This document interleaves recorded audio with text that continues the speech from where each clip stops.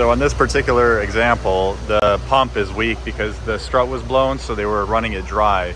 So watch, when it builds up to 189 bar, that's what it should be, 190 bar. Press start, look at the car, how it's moving around. That's how it should be.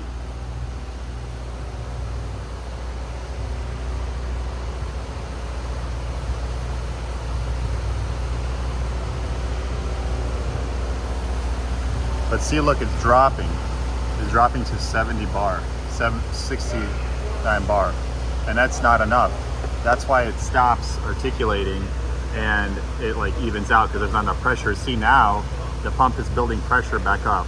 So this car needs a new valve block because it's leaking back into the reservoir. And it also needs a pump. So you would go to actuations, F3, and then you would do the rodeo function right here, which is going to bleed the system, and it'll tell you what to do. Yes.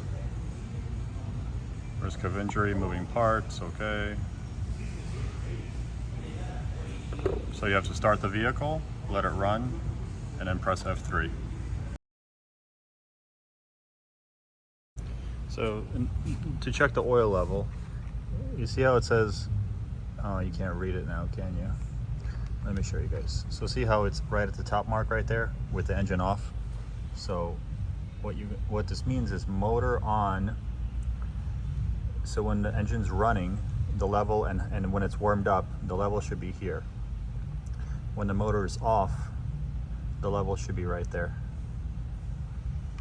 So, and you got to keep checking. You got to start it for 5 seconds, turn it off, start it, turn it off, and you got to every time keep checking because you don't want to run the tandem pump dry. If you run dry, the tandem pump is, I think it's like 1800, and it's not complicated to replace, but it's very cramped space underneath there. So just make sure that you never let the reservoir go empty when you're replacing these struts. Lastly, what you're going to want to do is with the strut replacements, you're going to get yourself about 1 liter per strut because they don't come pre-filled, and you're going to start the vehicle for first top the reservoir off all the way to full, start the vehicle for 5 seconds, turn it off, top it off again, then start the vehicle again, turn it off after 5 seconds, top it off again, and don't drop the lift all the way.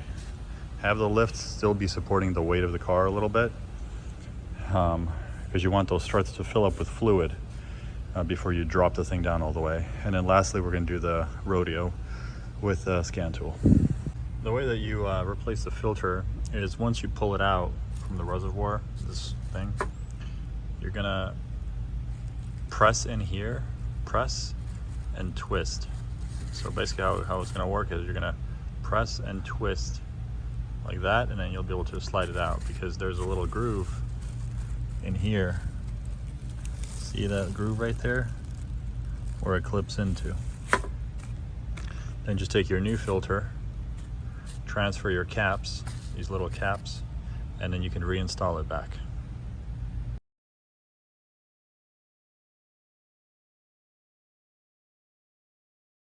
And then finally, last step, you remove the cap from the transmission fill. There should be a little red clip here, but the previous tech clearly broke it off and didn't replace it back. So this fill is actually going to be right back here, right there. You take that cap off and fill it. I was able to remove about 5 liters. So fill it up with 5 liters, warm it up to 80 Celsius, and then check the level.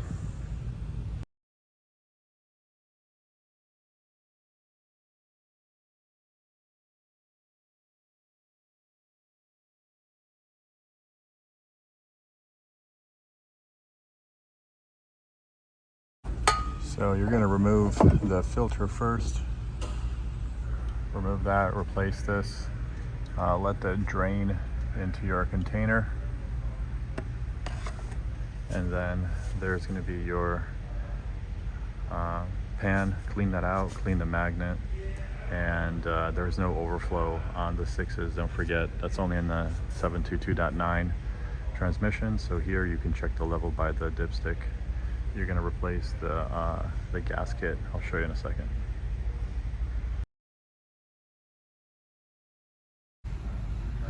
In 722.6, you can tell because it doesn't have the two indentations. Usually on the 9s there's an indentation here and here, a small one, red fluid, and then this one is also red fluid. But on the 722.9s and new ones, there's big indentations, one here and one there. They're like two indentations in the pan. That's how you can tell. So this is going to be a Allen 5mm for your drain plug, and then you're going to remove a bracket from the middle and a bracket from the back. The brackets are right here. Here's the first one right here with 2 bolts, and then here's the second one. So you just remove.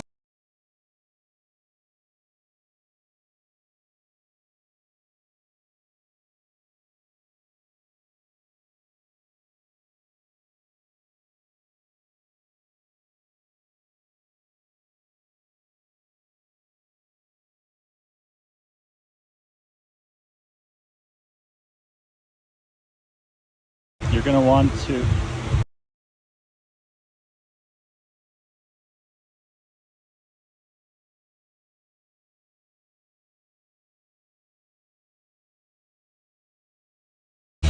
So you can use one of these guys, roll locks.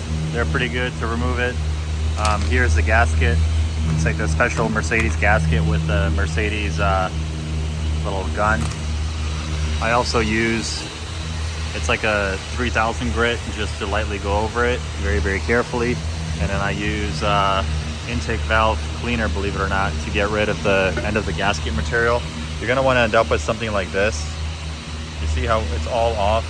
It's okay if you go down to the metal like this. It's not a big deal, but you don't want to go too crazy with it. It has to be perfectly smooth. And then on this side, this is what it should look like. Remember I showed you before? See how nice and smooth that is? It's perfect. And then now we can actually put the pan back on. And you're gonna have to wait at least a day to fill it with oil. I like to wait 24 hours.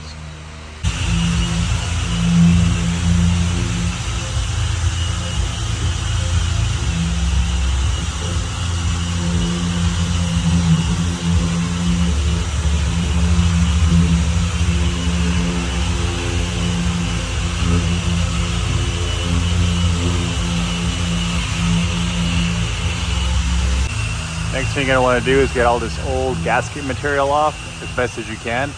You can sand it down or use a razor blade. So then what you do is you take a hot air gun and heat one area at a time like this, and then take a little pry bar and be very careful, very, very careful, and carefully work your way around the whole oil pan. It will take time. It'll take like an hour. But just take your time and go one section at a time. You'll eventually be able to get it off.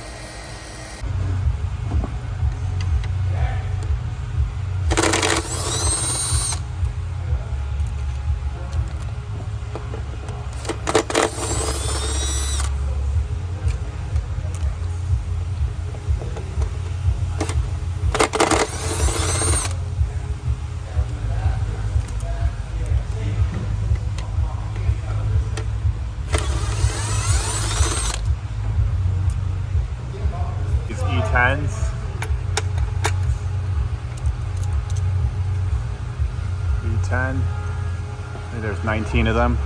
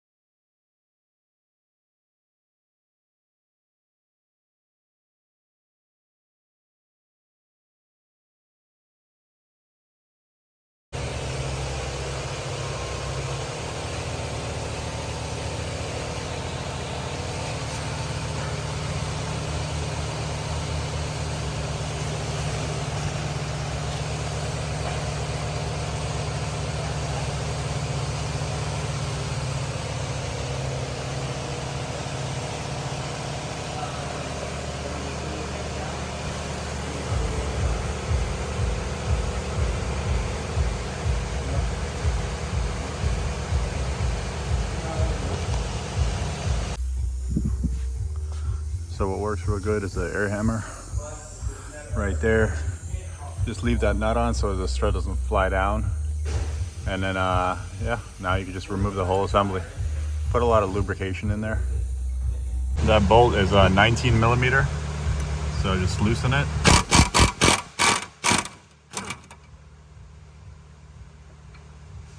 There you go. And then you can use either a puller or you can tap it a little bit to get that end out. So the strut is in. Tighten those top bolts. I'll show you guys the torque specs. Connect your line. Just push this back, push that line in and release. Connect this back, this little connector bracket, and that's pretty much it, guys. Pretty straightforward. Over here you're going to use a 5.5 millimeter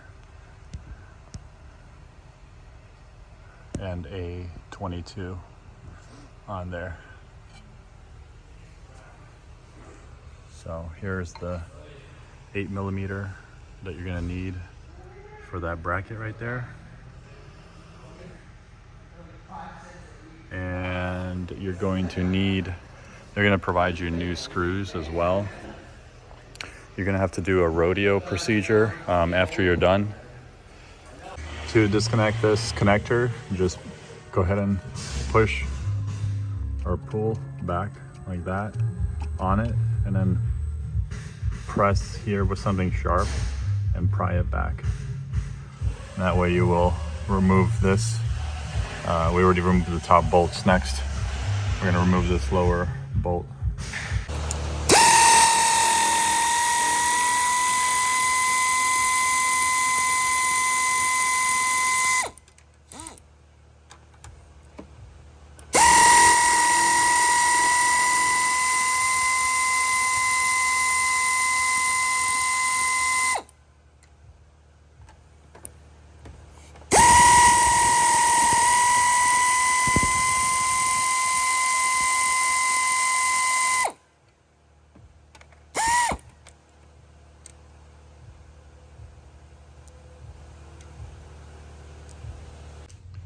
So at the top here, this 3-pin connector, you just pinch and pull up. It's a 3-pin. Notice the correct orientation is this way. As you can see, this top strut mount is destroyed. So here you can see front left, front right, go to F3. And then you'll see that the pressure is 0 bar right here. So it has to be 0 before you start disconnecting them. So then you're going to go to ABC, active body control, F3, if I remember correctly. And then I think you have to go to F2, then go to I think actuations.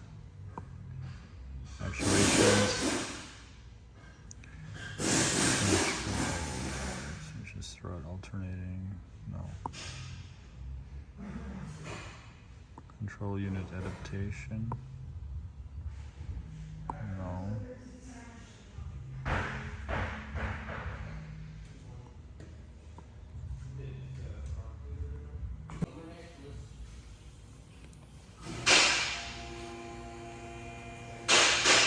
Stainless steel, baby.